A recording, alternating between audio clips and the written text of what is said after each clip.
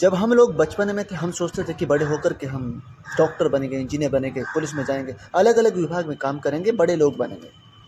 लेकिन जब हम बड़े हो गए तो हमारे हाथ में घंटा भी कुछ नहीं लगा। पता है क्यों नहीं लगा? क्योंकि जिस वक्त हमारे पास वक्त था पढ़ाई का या फिर किसी अदर काम करने का, हमने उस पर 100% काम नहीं किया।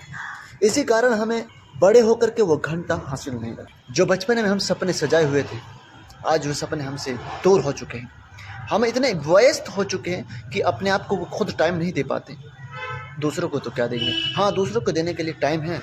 दिन भर मोबाइल चला सकते हैं, दिन भर आस पड़ोस में खड़े होकर के या बैठ कर के दूसरे की बैठक पर या किसी दुकान पर खड़े होकर के पूरा दिन बिता सकते हैं। लेकिन अपने बारे में या अपनी मंजिल के बारे में हम कभी ख्यालात नहीं रखते। क्यों?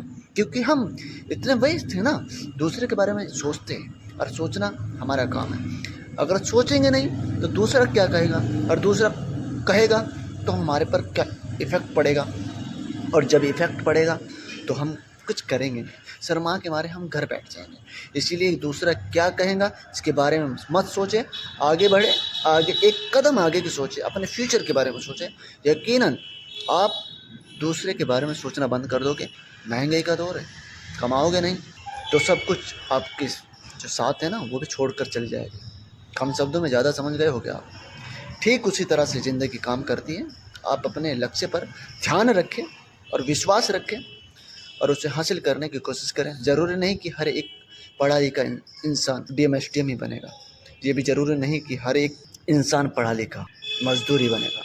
इसके बीच में सब बैलेंस रहता है, और इस बैलेंस को बनाने में हम भी उसके बीच में उस कैटेगरी में हैं। हमें खुद को डिसाइड करना है उस लेवल पे जाना है या इस लेवल पे आना है। आपके ऊपर है, अपने आप के ऊपर है, आप खुद डिसाइड करें।